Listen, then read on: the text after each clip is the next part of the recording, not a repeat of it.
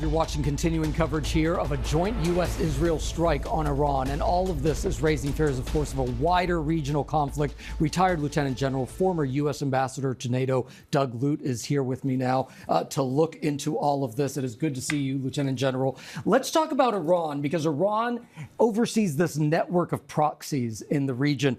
What kind of reaction could we see unfold here?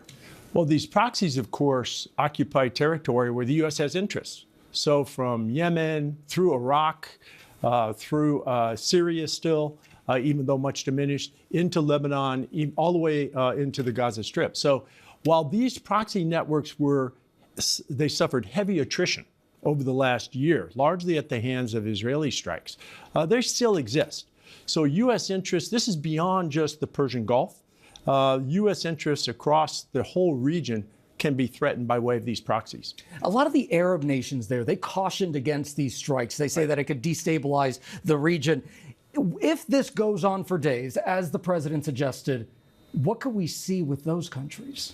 Well, you're right. First of all, if we take the sort of maximalist objectives that President Trump laid out in his statement from Mar-a-Lago, this will go on for days, and maybe even longer than days, weeks.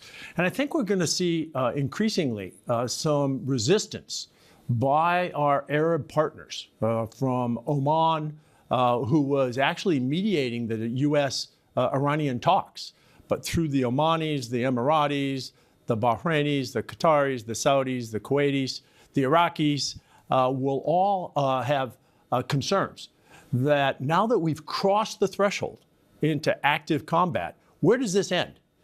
And especially given the maximalist objectives the president laid out. What about our allies in Europe? What are you expecting from them? Well, look, the Iranian ballistic missile program, the systems they have in hand can reach Europe, at least the southeastern part of Europe.